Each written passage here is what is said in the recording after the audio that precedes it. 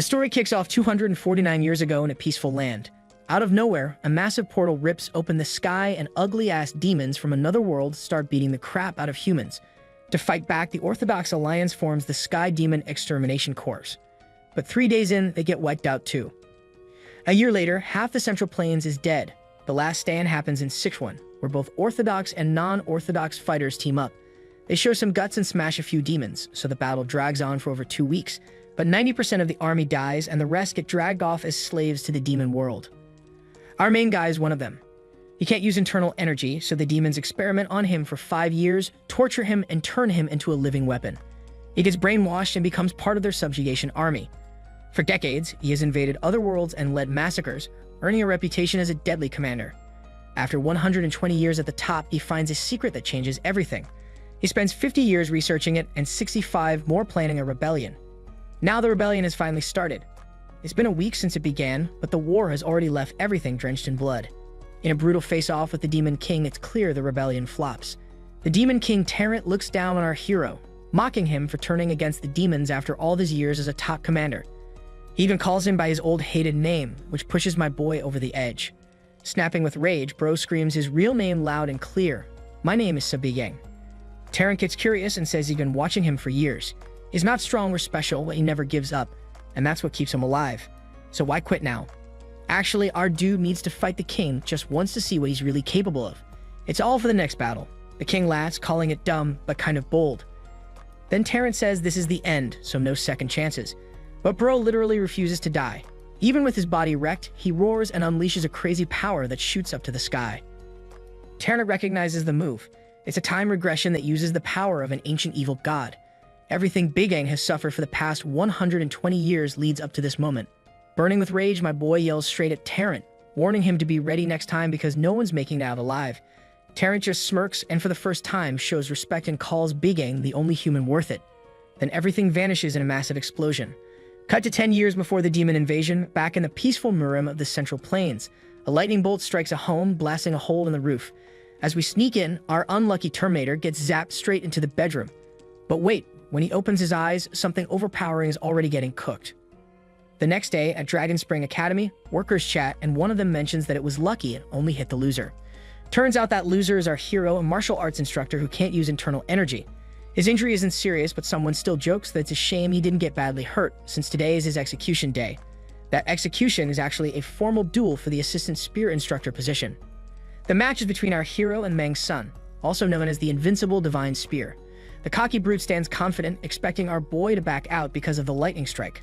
But my guy showed no fear, which throws the rage monster off. Meanwhile, our hero begins to recall the public shame of losing his instructor position and enduring years of humiliation. That pain fuels him. He's been waiting for this moment. The freaky guy gets annoyed. He doesn't get what Big Ang is talking about and snaps, asking what kind of nonsense he's spitting. But our boy just smirks and says he's been waiting a long time to face him. That smug attitude ticks the cocky brute off even more. He says he had planned to let Big Ang keep a little pride out of respect for his old instructor role. Fuming, the rage monster fires up the bull demon spear art and yells that it's time to shut our hero up for good. His eyes blaze as he launches a wild bull's charge. But when his spear lands, nothing happens. He freezes in confusion. Our boy taunts him, saying the move looks cool, but has to land to matter. The freaky guy attacks again, this time harder, but our guy dodges with ease. Shocked, the brute thinks there's no way someone who's supposed to be weak can move like that. He tells himself it has to be dumb luck. Still raging, he leaps into the air, going all in.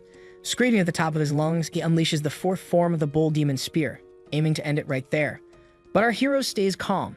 As the attack closes in, the bro moves smoothly and quickly, spinning his spear into a tight defense as if he's been training for this his whole life. Big Ang takes his stance with complete confidence. The cocky brute still believes there's no way some basic spear moves can stop his power. Then our boy does something wild. He forms a fireball with his hand and throws it straight at him. Everyone freezes. Even the rage monster is in total shock. He doesn't understand what he just saw, and before he can react, the fireball explodes and sends him flying. The crowd stares in horror as Mang rolls on the ground, screaming and trying to put out the flames on his body. The duel ends right there. Our hero is declared the winner and officially becomes the assistant instructor. Right after, memories hit Big Ang hard. He remembers being captured and dragged into the demon world, where he fights to survive for centuries. That's when he realizes something big, that he just used powerful magic like Heat Yang. This martial art, known as Fireball, is entirely out of place in the world of magic martial arts. In the present, Mang lies on the ground, burned and barely moving. With a smirk, Ro casually waves for the staff to carry him out, joking about how fun the duel is. The crowd starts whispering, questioning whether what he used is even a legitimate martial art. The officials look totally confused and annoyed, calling the whole thing ridiculous. Still, one of them walks over to congratulate Big Ang but asks how he uses internal energy when everyone knows he can't. Big Ang just smiles and says it's pure luck. He jokes that he found a random herb while walking around. After eating it, he suddenly felt an overwhelming surge of internal energy. The officials aren't amused and take it as mockery. As tension builds, Big Ang says coldly, they can believe him or not. It doesn't matter. He reminds them he didn't cheat. It's a duel for an instructor spot, and no rules are preventing him from using other techniques. He acts surprised they're even questioning him after a clean win. One official gets heated, but another steps in and tells him to chill. In the end, they admit his win is valid, even if they still don't get what just happened. Right after the duel ends and Big Ang is declared the winner, an official steps up to give the following instructions. But Big Ang cuts in first. With all eyes on him, he plants his spear into the ground. He formally asks to take the promotion test from assistant to full instructor. Later, he walks through the academy halls while students and assistants stare, whispering, and pointing. They're clearly curious, calling him the guy who just crushed the duel. While this Dragon Spring Academy is one of the top martial arts schools run by the Orthodox Alliance, it trains future warriors from respected families and sects. The instructors are divided into assistants and full instructors, with the assistants primarily assisting and teaching the younger students. Our boy enters a room where someone is already waiting for him. The man looks him over and asks what changed and how he suddenly has internal energy. This is Jin Baek, a doctor in the academy who handles treatment. Big Ang gives the same answer as before, it's just dumb luck. However, that really irks the doctor. He reminds our hero how he spent years trying to fix his energy problem and says brushing it off feels like a slap in the face. He looks crushed, asking what the point of all his effort is if it's really that simple. Jin looks broken. He apologizes deeply, saying he always knows how much pain Big Ang goes through because of his condition. That stirred our dude. He realizes Jin has never changed. He's like a father to him. His mind flashes back to 542 years ago, when Jin saves him from a fire during a bandit raid. Back then, Jin died helping others. But this time, our hero swears things will go differently. He grabs Jin's hand and tells him not to blame himself. He promises to protect him and asks him to just believe in him. Later that night, he stares at the sky. A soft blue light glows in his hand as he summons magic. He admits that after returning to the past, he loses over 90% of his old magical power.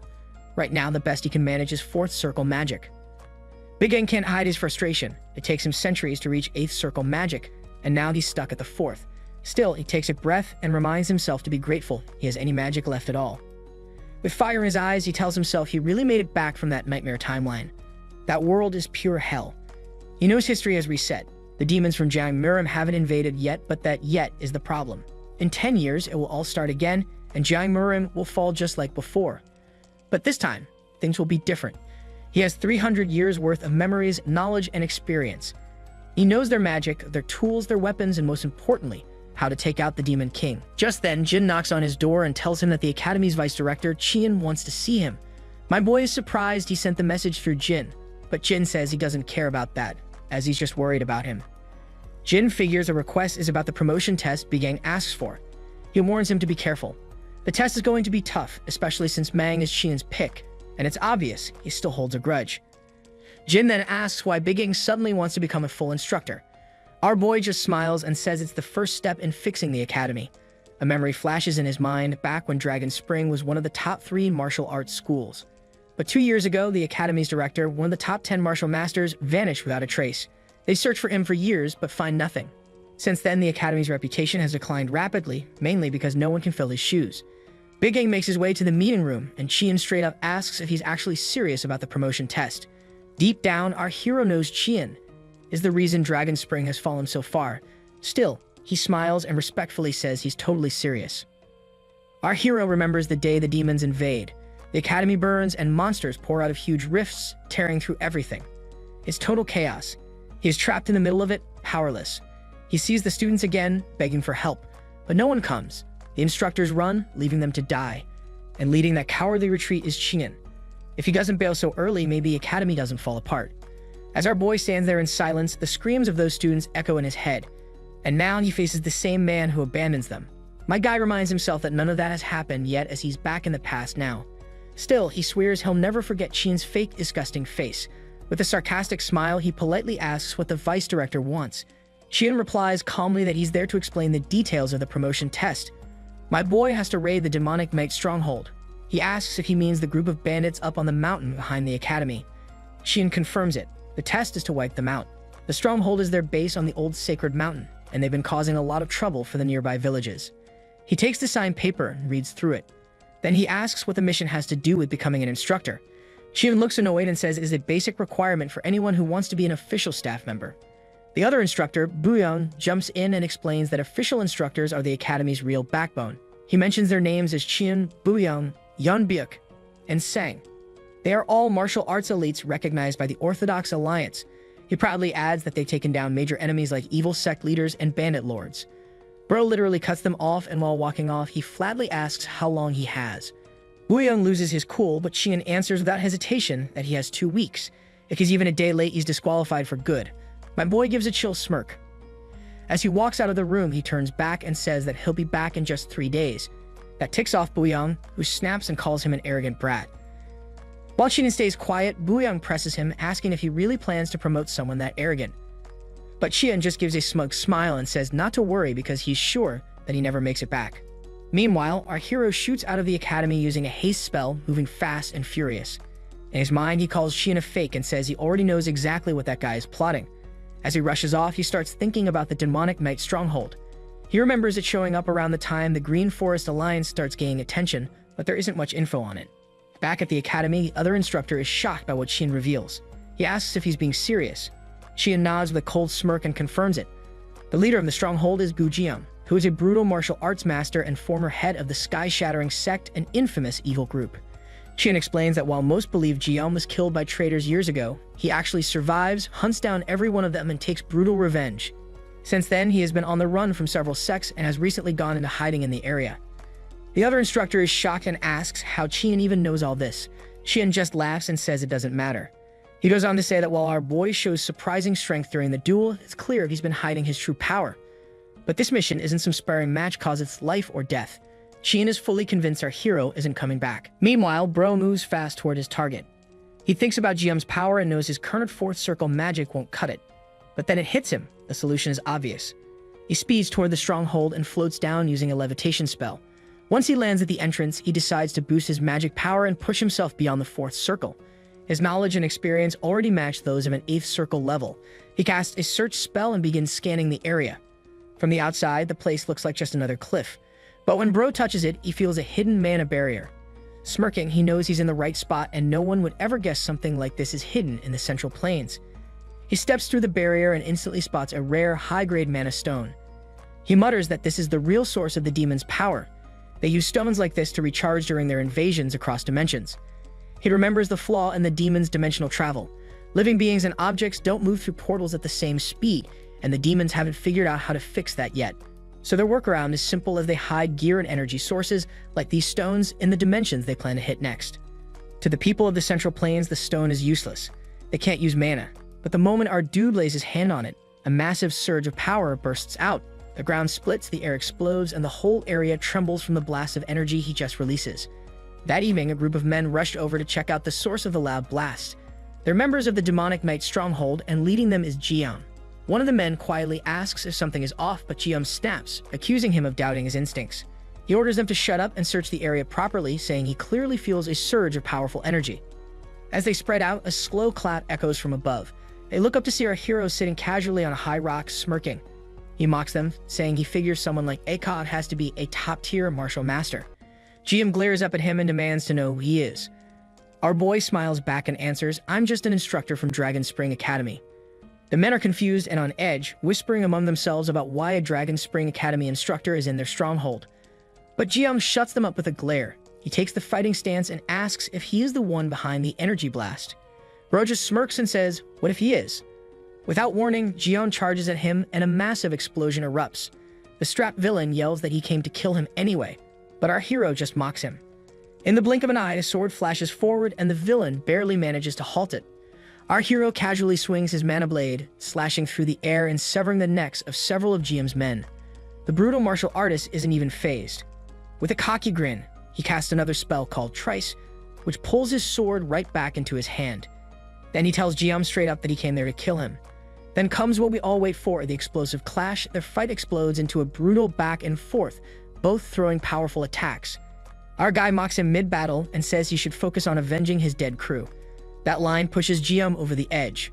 Furious, Jiam screams and demands to know who Big Ang really is. They clash again and again, and neither backing down. But our guy never loses his cool, smiling confidently as he blocks every strike. He says once more that he is just an instructor from Dragon Spring Academy. Jiam starts to feel the exhaustion from the overpowered opponent. He can't wrap his head around how Big Ang is countering him so easily. Worse, it's clear our hero isn't even trying. Boiling with rage, Jiam lets out a furious scream and launches a full-force strike, but my boy dodges it like it's nothing, moving fast with smooth precision. Frustrated, Jiam activates his trump card called the Heaven-Destroying Divine Arts. He unleashes the core release technique, and his power spikes a dense red aura around. Shaking with anger, he shouts that Big Ang has pushed him too far and will regret everything. Fueled by rage, Jiam starts ranting about his tragic past and how betrayal turned him into what he is. He goes on about the pain and hate that drive him. But our bro literally told him to stop crying right in the middle of the fight. This makes the man go nuts. Then without hesitation, our hero calls him a useless villain and drops a high-tier spell called Freeze Wave. Jiam is instantly frozen in place, unable to react. And before he can even figure out what's happening, my boy hits him with an astral chain. Out of nowhere, chains clang to his arms, locking him down completely. Jiam struggles like crazy to break free, but nothing works. Our hero explains that the spell is built to shut down anyone who uses internal energy, so there's no way his ugly ass is moving. Furious, Jiam shouts and asks how Big Ang can even use that kind of magic, and accuses him of being from the demon sect. But Big Ang just shrugs and says it isn't magic, it's mana. Then he laughs and calls him an idiot bandit. Now the villain is freaking out of rage. He screams that Big Ang is cursed. As the chains hold him tight and the end feels close, he mutters how pathetic it is to die in a place like this. Our hero asks if he has any regrets. Jiam starts yelling in pain, saying he still hasn't gotten revenge on the ones who betrayed him, the people who turned his followers against him back when he led the heaven-destroying sect.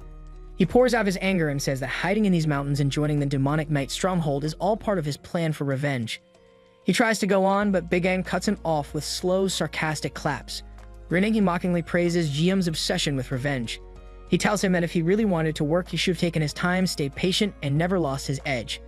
Jiam feels completely disrespected. He snaps and accuses Big Ang of being just some privileged kid who knows nothing about pain or struggle.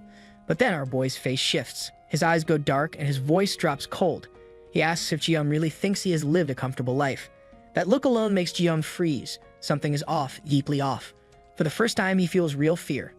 Then Big Ang speaks again, dead serious. He says it's time for Jiam to get a taste of what real suffering feels like, just a glimpse of the hell he has lived through for 200 years. Out of nowhere, Jiam finds himself trapped in complete darkness. He has no idea where he is, and panic sets in fast as fear tightens its grip. Then horrifying visions of the future start flashing before his eyes, 10 years from now. Demons swarm the land, tearing everything apart. Bodies burn, relentless combat. Rotting corpses left in twisted labs, mountains of bones. And looming over it all, the crushing presence of the Demon King sends shivers racing down his spine. He screams like a madman, completely losing it. Then just like that, he snaps back to reality. Bro just stands over him calmly, like he didn't just drag him through the most depressing emotional roller coaster of all time. He tells him that it's exactly what will happen 10 years from now. Jiam collapses and begs our boy to end it and put him out of his misery. Our hero nods slowly, saying he gets the message. Then he raises his hand, ready to finish it. It's tough, he says quietly, but someone has to do it. Back at Dragon Spring Academy, Vice Director Chan stands frozen in shock, staring at Jiam's massive weapon lying before him. The mission he thought was impossible, our boy actually pulls it off in savage style. He says he figured they wouldn't believe him if he only brought the sword, so he brought the head too.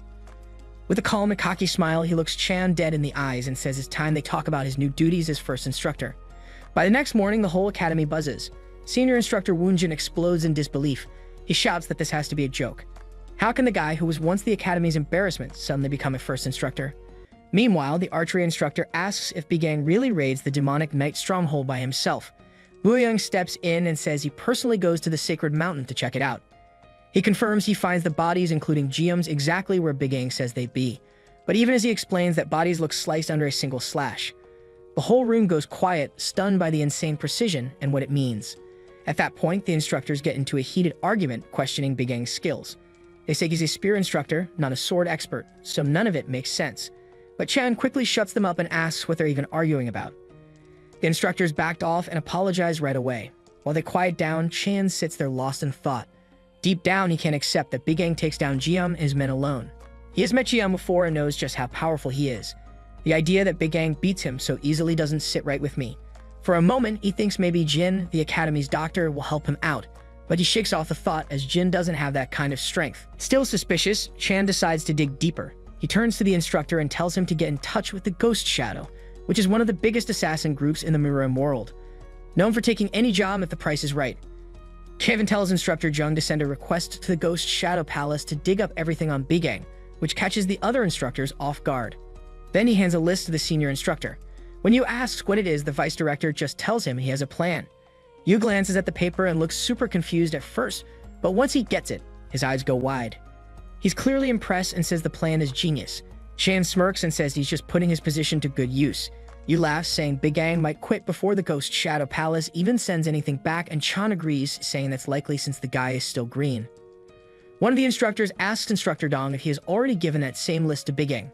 Dong says yeah, and when asked how Big Ang reacts, he says the guy just gives a small smile and says, "Got it." As our dude walks off, he laughs, calling the old instructors clowns for doing exactly what he expects. He reminds himself there's a reason he comes back to this exact time and place. Thinking about the power he gets from Nuzurun and the ability to rewind time, he keeps asking himself one thing, like how does he prepare for the demon invasion? He knows he can't take on an army that destroys entire dimensions alone. Even with his skills, there are limits to what he can achieve. So he decides to build a real army, not weaklings like before, but elite martial and magic users. He looks at the first-year students labeled as problem kids. Some have talent but bad attitudes. Others lack flashy skills or noble names. But Big Ang sees potential and chooses to start with them. Our guy is sure the senior instructors give him these students, thinking he'll fail to manage them. But they have no clue who they really are. He remembers two legends from the era of the demon invasion. One becomes the sword master who leads the Heavenly Sword Alliance and fronts Mirim's resistance. The other is a crazy skilled archer who leads an elite squad and racks up the highest demon kill count solo. As our hero looks at the so-called rejects in front of him, he smirks. He knows those two future legends are standing right there, clueless about the monsters they're going to become. The scene shifts to this cocky brat Boak laying into some poor kid named Lijung, who's the eldest son of the one-star sword clan. So hard that he ends up on his knees, coughing. Lijung's begging Boak to stop, but Boak thinks the kid should be grateful he's getting a lesson in fist fighting, even though Lijung is all about sword skills. Boak laughs at him, saying those pathetic martial arts wouldn't even work on him. That gets Lijung riled up, but Boak just tells him to relax his fists and asks if they should duel again. Lijung brushes off the idea of fighting back right now. Just then, someone pipes up, telling Boak to knock it off since the exam is about to start. Wookyoung from the destructive sword clan steps in, but Boak dismisses him, saying Lijung should count himself lucky. Wookyoung turns to leave, and Lijung thanks him for stepping in. Out of nowhere, another person calls out to the three of them, saying the vice president announced they won't be in the Camellia class anymore. Instead, they're being moved to this new class, totally catching them off guard. Now they're standing in front of our guy, who says he's gonna be their instructor from now on. Everyone's left wondering what's going on. Then Boak storms in really fired up, telling them to cut the nonsense. He's mad that they've been shuffled into a new class when they're already under an instructor who barely has them assessed.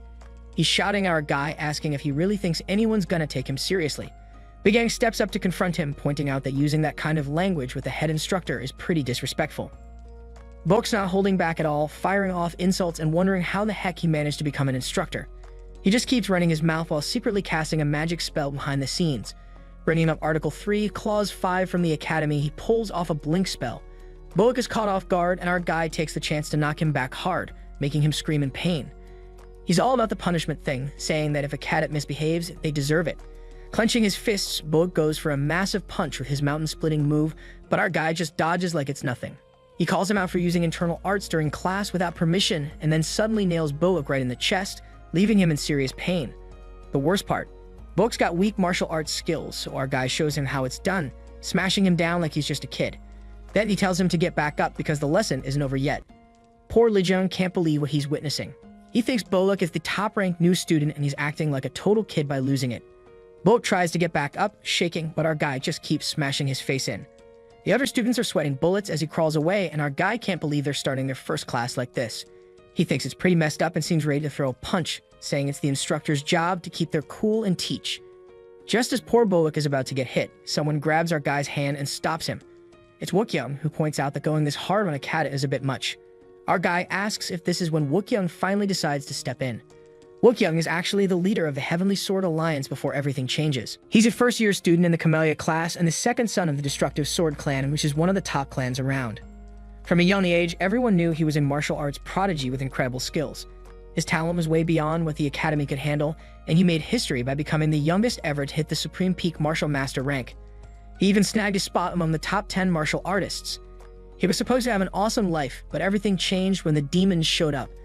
At first, he fought in more battles than anyone else during the demon invasion. But soon enough, his clan became the main target of the demons, and they ended up getting wiped out, leaving him as the only survivor.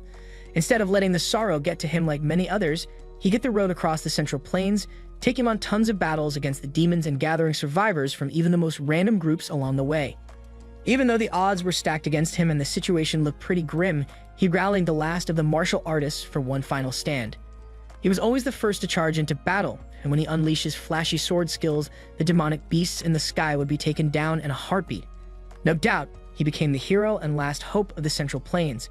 But nowadays, people just see him as another arrogant noble from a well-off clan. Our guy thinks it's pretty funny that Wookyoung might finally be getting serious. Wookyoung notices that this guy seems to have gotten a lot stronger out of nowhere, which totally surprises him. He's not too thrilled about the idea that this strength is just a flashy show or something that happened because of fate. Raising an eyebrow, our guy asks Wookyoung why he seems so interested. He jokingly adds that if Wookyoung sticks to his training from now on, he might just think about sharing some of his secrets. Wookyoung just shrugs it off, acting like he has no clue how our guy managed to switch classes all of a sudden. He decides to file a formal complaint, saying he doesn't want to learn from someone who's so full of themselves. With that, some of the minions along with Woyan head out, while the rest just watch them leave. Lijiang is sweating bullets over the whole scene, and our guy can't help but laugh. He tells Wookyoung that he's just talking a big game, like he's something special. Our guy gives Lijiang a comforting pat on the shoulder and tells Wookyoung that after just 10 days of training, Lijiang could be strong enough to take him on. This totally freaks Lijiang out. Wookyoung, clearly angry, asks if he really heard that right. Our guy repeats that in just a week of training, Lijiang could actually go up against someone like Wookyoung, who he calls just a frog stuck in a well.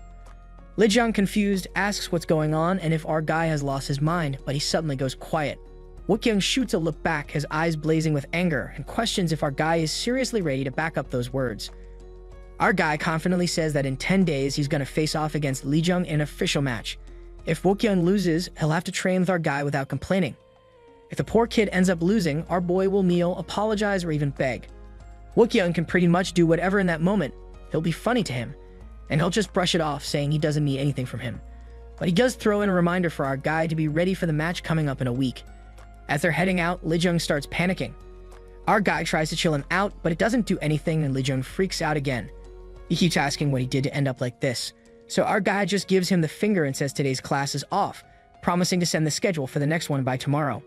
Meanwhile, poor Lijiang is on the ground, crying like a baby. Our guy tries to comfort him, saying he just wants to win and wonders why Lijiang thinks he's going to lose. Lijiang explains that during his first public spar after joining, he got wrecked by Boak, and it was bad.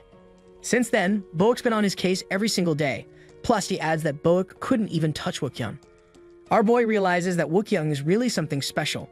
He points out that even though he's sticking to the plan, Lijiang has some seriously unique martial arts skills. With a big grin, he tells Lijiang not to sweat it, saying he's actually stronger than Boak. Lijiang is totally shocked to hear this. Back before his regression, he was a demon-slaying divine archer. Lijiang is terrified. He doesn't understand why he's the one chosen to face Wookyoung in public. But our guy tells him that if the kid wins, it will prove his skills as an instructor. Lijiang keeps complaining, asking what he would gain from this. Our guy just grins and says it's all about revenge. Lijiang freezes for a moment. He throws a sarcastic jab, questioning whether our guy is the same one who used to get beaten up by Boak. But he mentions how Lijiang felt when he recently defeated Boak. He asks if it was exhilarating or perhaps frustrating, since Lijiang wasn't able to get that revenge himself. With a grin, our guy suggests that if Lijiang gets strong enough to beat Wookyoung, getting back at Boak would be easy too. He calls it the perfect gift. Lijiang looks uncertain and wonders if it's even possible for him to get that strong. Our guy reassures him. Totally hyped up, Lijiang shouts that he definitely. A strange smile spreads across our guy's face as he says he'll be watching to see if he is truly committed. Lijiang jumps into training right away. He shows up at the training ground, facing a training dummy. Our guy watches from a distance.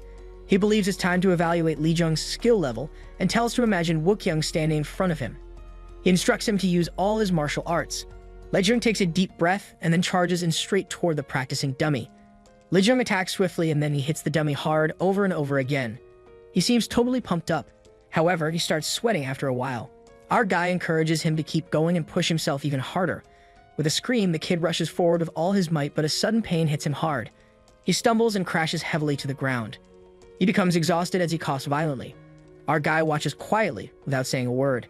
He hits him with pathetic, which off-guards Li Jung. Our guy asks Li Jung if he even knows what's wrong with him. Li Jung admitting that his energy always keeps dispersing.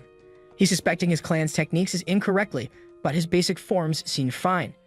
He even got tested if his meridians might have issue, and nothing was found. As a result, he started to worry that he might be suffering from an unknown illness, but our guy assures him that none of that is true. He explains that Li Jung's meridian points are simply more spread out than normal. Li Jung looks confused, unsure of what that means. Our guy elaborates his meridians are too wide. Normally, that would be advantageous, but since Li Jung is still young and lacks sufficient internal energy, it's a drawback. He breaks it down. Martial artists channel energy from the danshin into the meridians. In Li Jung's case, the energy spreads too widely and doesn't focus properly. As a result, during combat, it scatters everywhere instead of remaining controlled. Li Jung is shocked. He has never heard of this issue before. Our boy steps in and recalls memories of the past, envisioning himself on a battlefield surrounded by fallen bodies, injured and barely holding on. In that memory, he sees Li Jung, but he looks different, cloaked and with his face hidden behind a mask. He remembers how he discovered this information by coincidence. Back in the present, Li Jung kneels in front of him, eager to learn. He senses something strange in the atmosphere and begins to wonder if there's more to this person. He approaches Li Jung and mentions that they have identified the problem. Now they just need to find a solution. Li Jung didn't expect them to have an answer. Our guy explains that the solution is simple. If Li Jung increases his internal energy, the wide meridians will no longer be a problem. However, this is easier said than done, as building up energy takes time. For now, he says there is only one thing he can teach Li Jung. He instructs Li Jung to gather internal energy before each movement. By stacking enough energy beforehand, Li Jung will be able to control it better during combat. Li Jung follows the advice, powering up and rushing toward the dummy. His energy flows perfectly, and he delivers a powerful strike that breaks the dummy in one blow. Li Jung lights up with joy, feeling as if he has finally succeeded. Our guy watches with pride as Li Jung runs over, bursting with excitement. He exclaims that his energy didn't scatter this time. Our guy nods, acknowledging that he witnessed the entire event and he did great. Yet just after that, Li Jung loses his balance and falls hard. Li Jung slowly comes to, coughing and trying to figure out what just happened. Our guy checks in on him, and Li Jung admits he's completely wiped out. He gets reassured that this tiredness is normal since it's his first time using his meridian points. His body isn't used to this energy flow, but the side effects will wear off in a few months. Out of nowhere, Li Jung remembers that the duel with Wook-young is only a week away, and he looks totally shocked. In the next scene, he's back to training. Our guy points out that Li Jung has two big issues to tackle. Li Jung tunes in. Our guy breaks it down. Li Jung is pushing all of his energy into one big hit, which makes him crash afterward. Plus, he has a small energy core that can't handle a lot for long. If he keeps at it, he might end up with serious energy problems. Our guy checks if Li Jung gets it, and Li Jung confidently says he does. Then our guy picks up his weapon, and Li Jung gets a bit nervous about what's next. Our guy tells him to start thinking about his plan for the duel with Wook-young. He asks how long it takes for Li Jung to gather his energy, and Li Jung says about 7 minutes. Our guy raises an eyebrow and questions how Li Jung plans to survive that long against Wook-young. Feeling anxious, Li Jung asks for advice. Our guy tells him his only shot is to dodge everything until he can gather enough energy. Out of nowhere, our guy goes for a surprise attack. Li Jung panics and scrambles to get out of the way, confused about why it feels like a real fight. Our guy shouts at him to focus, gather his energy, and never take his eyes off the weapon. Our guy pulls off this illusion trick that totally throws Li Jung off. He doesn't see what's coming next at all. In a flash, our guy breaks through Li Jung's defense and lands a solid hit, sending him crashing to the ground. Li Jung feels pain surge through him, and he yells out from the hit. Our guy just calmly tells him that it didn't even involve any internal energy. He tells Li Jung to get up, and Li Jung can't believe this is actually training. Our guy confirms it's all about evasion training. Li Jung's a bit confused, but our guy reassures him he's not messing around. He's there to help him work on his weaknesses, explaining what's wrong and showing him how to fix it. Our guy thinks this is the only way Li Jung stands a chance against Wook-young in the duel. He knows it's tough, but he questions if it's really worse than the bullying from Boak and Wook-young. Then he asks Lijung if he's really going to throw away this chance to show everyone he can do better. Lijung thinks about Wookyoung's face, clears his head, and grips his weapon tight. He apologizes for hesitating and claims he's ready to train all day. But then our guy hits him with a surprise. This training is going to last non-stop for the entire week. Lijung freaks out and wants to back off, shocked by how intense it is. Our guy comes charging at him with energy. Lijung begs for a break, but instead he takes another hard hit and screams out in pain on the field. A week flies by and the big duel at Dragon Spring Academy is finally here. The arena is packed with pumped-up students and teachers. Wookyoung walks in looking super chill and confident, weapon at the ready. On the flip side, Lijung stumbles in all bruised and tense after a brutal week of training. The crowd is buzzing, gossiping about how long Lijung can hold up in this fight. He looks way too beaten down to even compete, and someone cracks a joke that he'll go down with just one hit. Another one raises an eyebrow at his weird training sessions from earlier in the week. Lijung took a serious beating from his instructor all week long, looking half dead by the time it was over.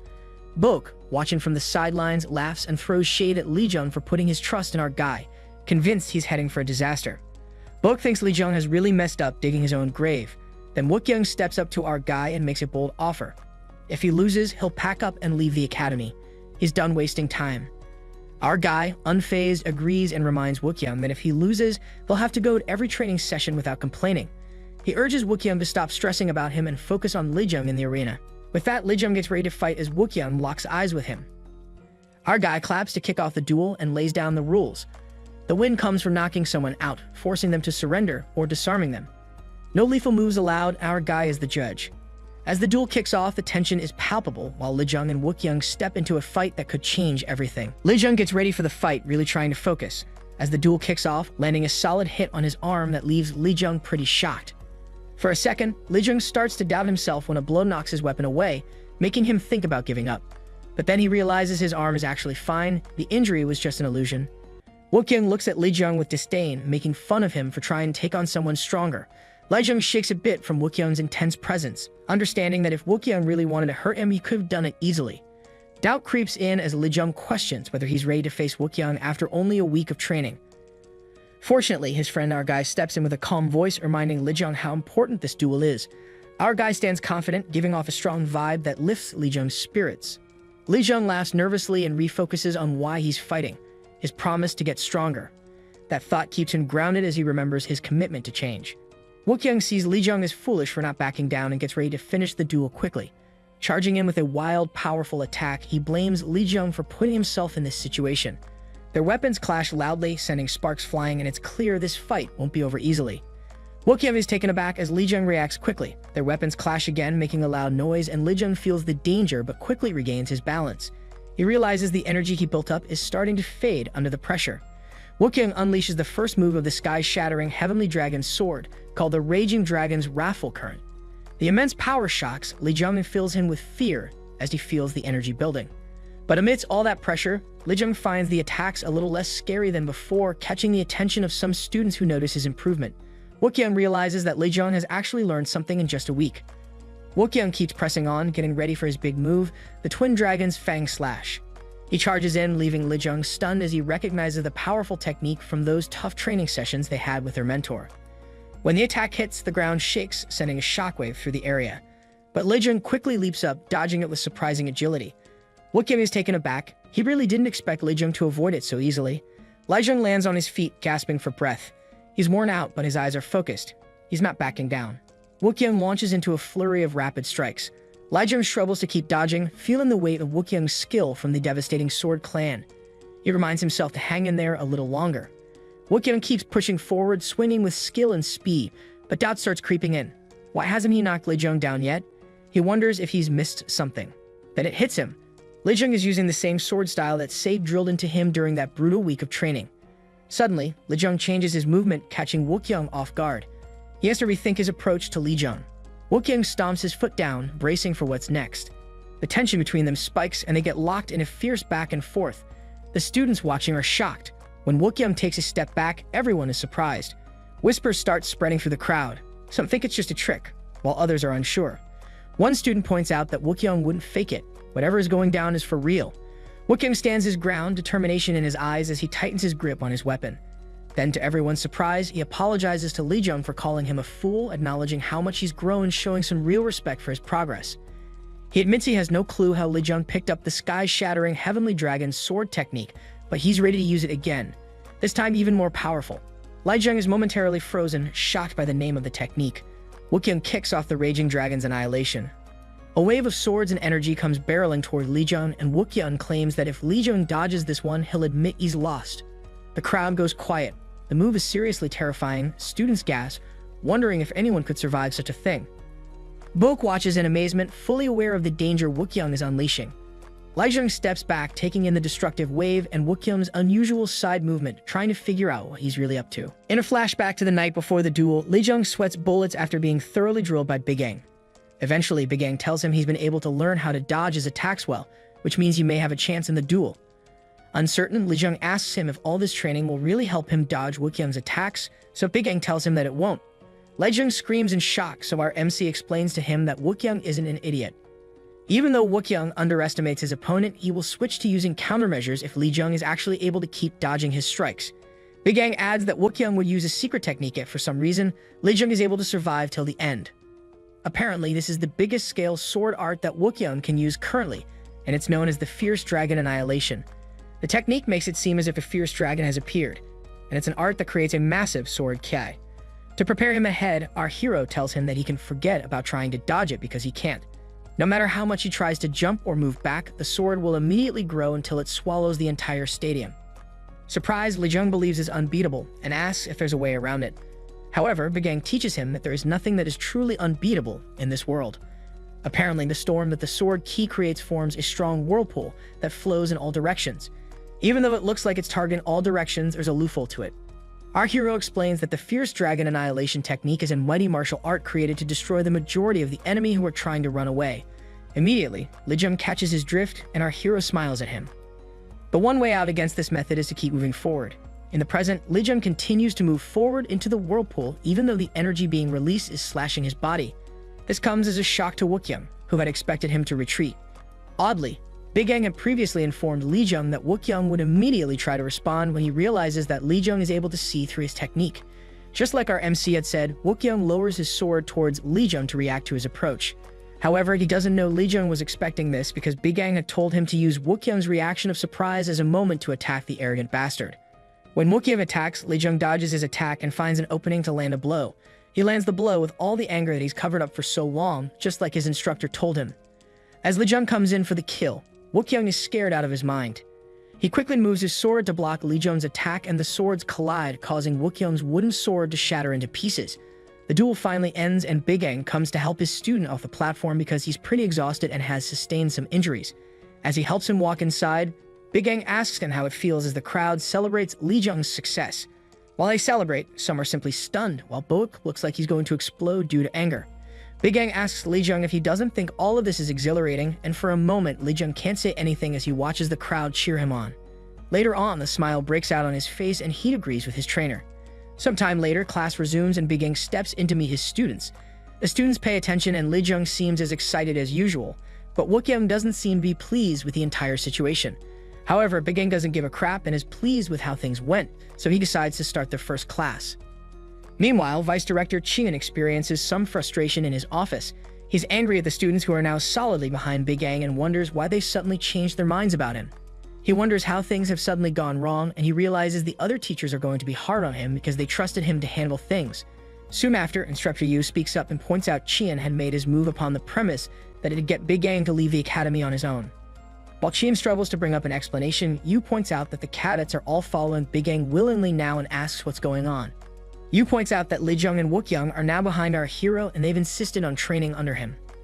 Eventually, Instructor Gun asks if they can't just force the cadets to switch classes like they did the last time, but Yu points out that the cadets have gone as far as threatening to withdraw from the academy and report to the Young Clan if they do that. Some of the other instructors lament that they shouldn't have entrusted a genius like Wookyoung into the hands of a new and inexperienced teacher. They all continue to complain, and Chian realizes that he'd have to take responsibility for all this mess. Annoyed, he accuses the instructors of trying to pin all this on him, especially since they're also parasites that are desperate to get favor from the Young Clan. Eventually, he asks them if they seriously mean that Wookyoung lost to some bottom-rank, one-star sword punk, so he's told that Wookyoung withdrew. Even though Wookyoung withdrew, the cadets who watched the fight considered it a loss. Regardless, Xian doesn't believe them because Wookyoung is one of the greatest prodigies among the Yun clan. Xian realizes that he seems to understand less about Big Yang the more he learns about him, and he decides they need to investigate him further. Suddenly, he recalls the request they made to the Ghost Shadow Manor and asks if they've heard from them. He soon learns that they haven't replied, and it annoys him that a mere mercenary group would act so proudly against them. Suddenly, a member of the Ghost Shadow Manor appears behind Xian and warns him to be careful with his words and actions. The instructors turn around in shock and ask the person who he is, but the man only responds that that's a foolish question. Meanwhile, Xian is shocked and he doesn't understand what's going on. He's a peak martial master and he can't believe that he didn't sense when this person entered the room. Eventually, the man from the Ghost Shadow Manor explains that they're here to fulfill the request. They seem to have come as a group, and their leader asks Xian to tell him more about Big Yang. Also, the Ghost Shadow Manor is the most elite mercenary group in the Jianghu. Later on, the #1 Ghost Shadow in the entire manor receives a drawing of Big Yang, and he wonders why these people are offering money that's as high as 100 Niangs just to investigate a rookie instructor. The 5th-ranking Ghost Shadow points out that the academy seems to be swimming in money even though they have a terrible reputation. The #1 agrees that they're probably doing corrupt deals but clarifies that it's none of their business.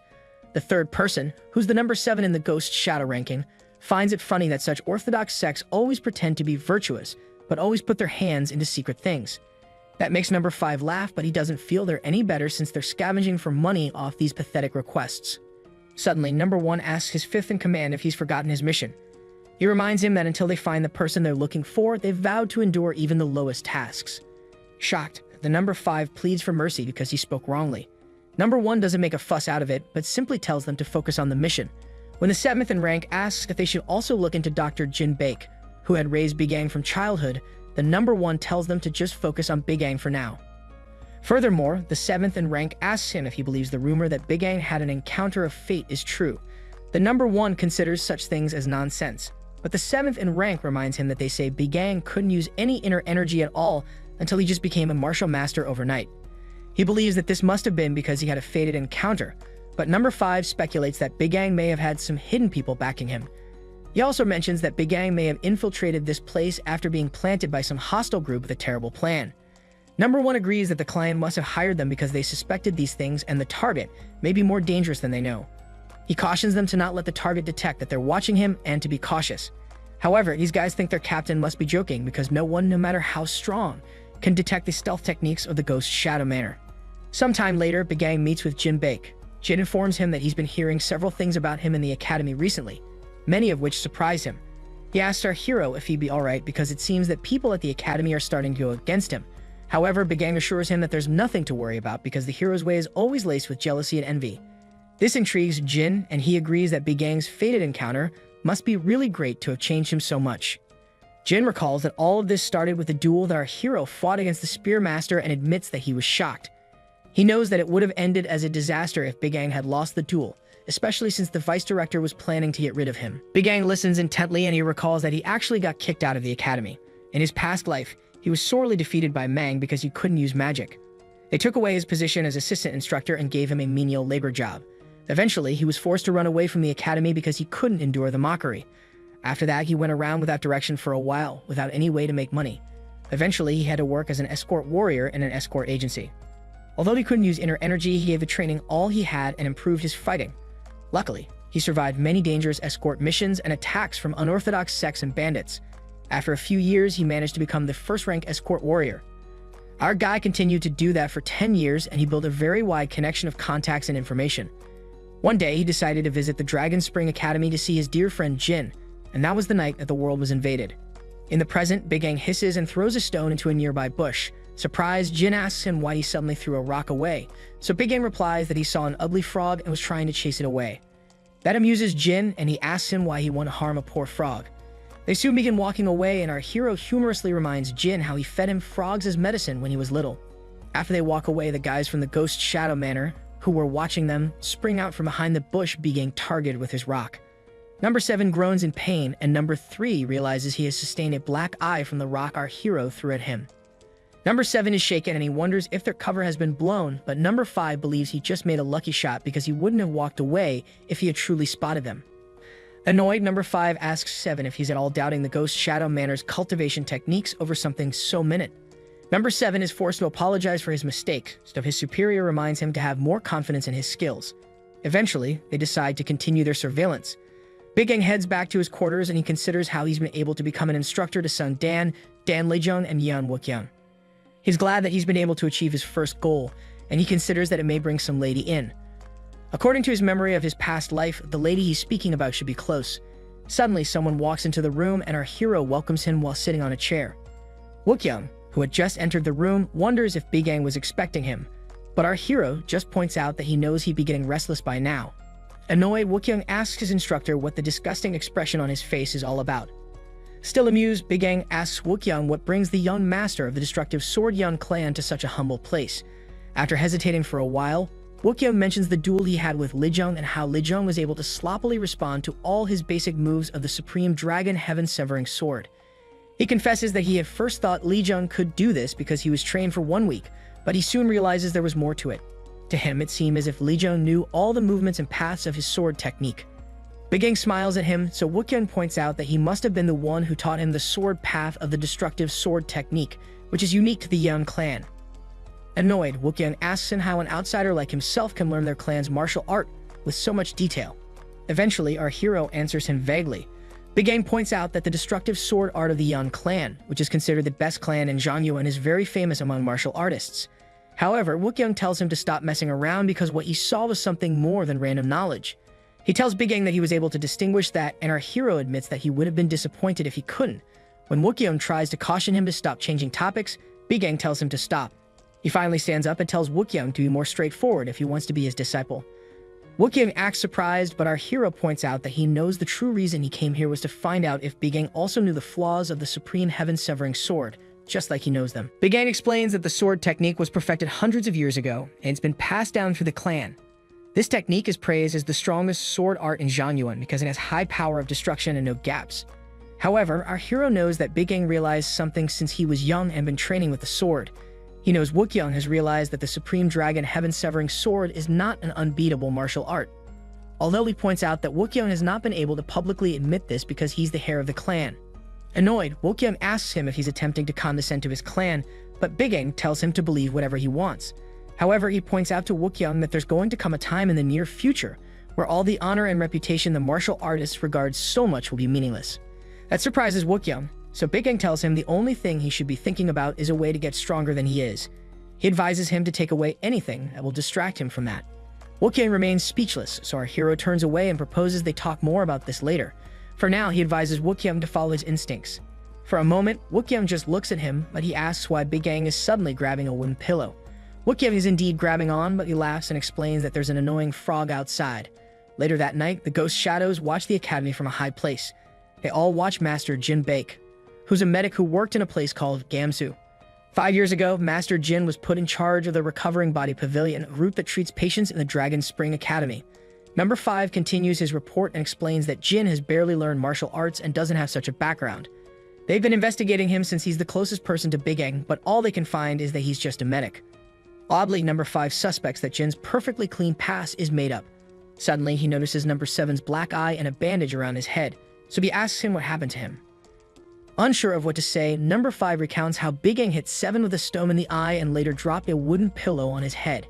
At another time, Big Gang even dropped a huge stone on his back. Confused, Number 1 asks them if they're sure their cover was not blown, so Number 5 points out that the target didn't seem to be cautious of them. However, Number 7 insists that his wounds are a testament to the fact that they were discovered. Annoyed, Number 1 warns 7 not to doubt his clan's techniques, and he speculates that Big Gang must just have a nasty habit of throwing things out. He advises 7 to endure a bit more since he's seen worse, and the poor guy realizes he's cooked. The next day, 7 tells his senior that he won't hold back the next time something comes flying at him. He promises to behead Big Gang if he does it again, so his senior tries to calm him down. Number 5 assures him that they aren't hiding close to the accommodation anymore, so these mishaps won't keep happening. They're currently stationed quite far from the house, but Number 7 points out that the crazy bastard can just wake up and decide to practice archery today. While they're talking, our hero suddenly appears, so they go into stealth mode to hide themselves. This time, Big Gang walks to the bush they're hiding in and mentions how he needs to pee so badly. He mentions that it must be because of the tea he drank, and Number 7 can't believe his eyes. He's forced to stand still as Big Gang pees all over his head, and his senior doesn't even know what to say to the poor guy. Annoyed, number 7 leaps out of the bush and calls Bigang a crazy bastard, demanding to know what on earth he's doing. 7 isn't prepared for what he sees next, because he soon realizes that Bigang had been pouring out tea from a kettle. Excited to see him, our guy asks him if he wants a cup, and 7 just stares at him incredulously. When he comes back to his senses, he calls Bigang a bastard for purposefully doing all this to him after detecting them. Eventually, 7 ejects a knife out of his hands and leaps towards him, bent on taking his life. However, his attack is stopped by a barrier and Bigang doesn't even move out of the way. Our hero just smiles at him, grabs his face through the barrier, and smashes his head on the ground.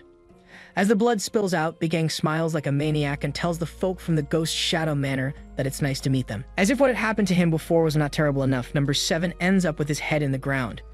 Shocked, number 5 steps out to check on his comrade. However, Bigang tells 7 this is what he gets for snooping into other people's business. Eventually, he laughs and calls them his dear friends of the Ghost Shadow Manor.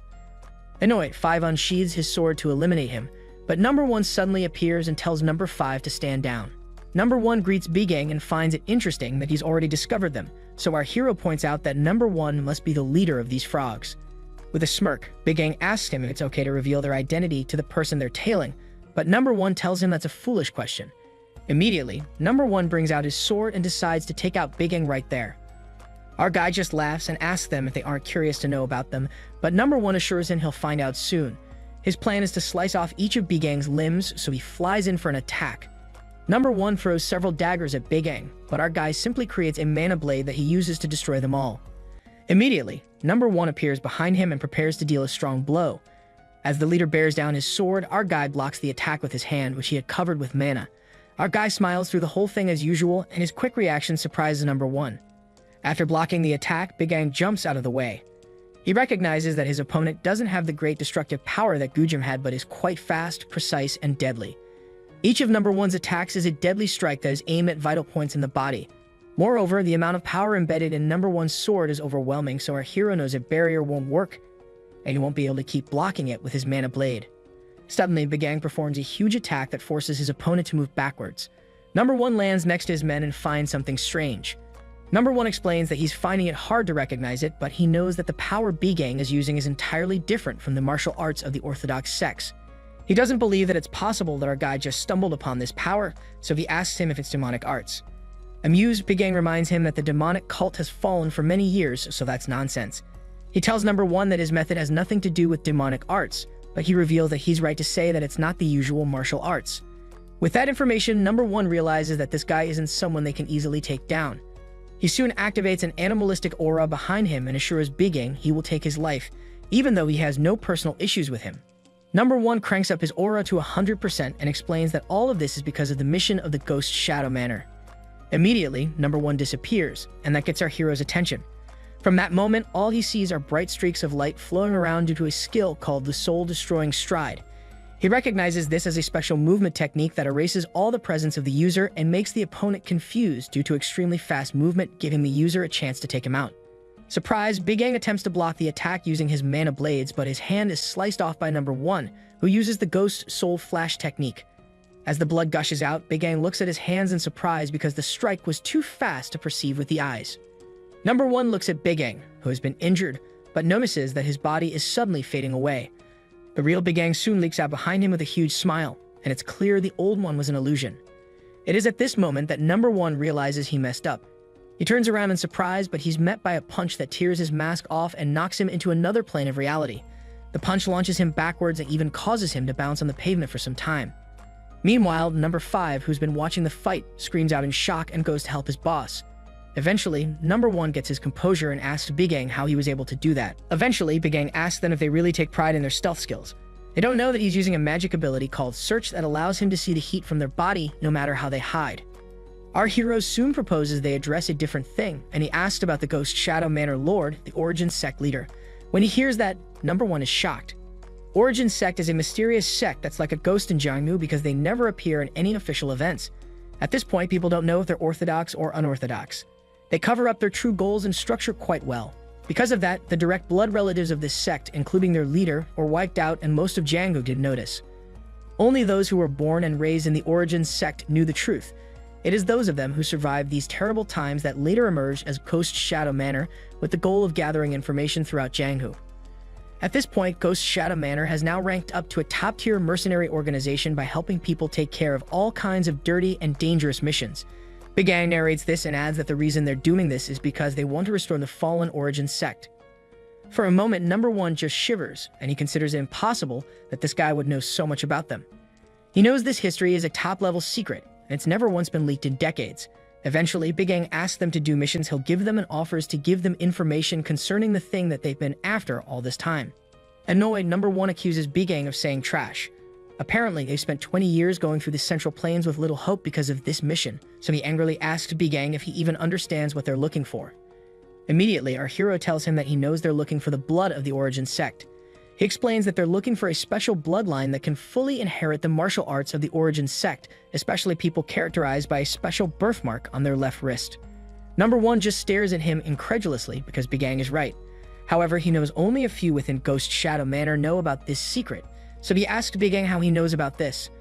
Our hero doesn't tell him more and tells him to choose between accepting his request or wasting the rest of their lives chasing the wind. After hesitating for a moment, Number 1 reaches for his sword, but our guy stands on guard just in case he does something stupid. Eventually, the guy sheathes his sword and accepts Big Gang's mission.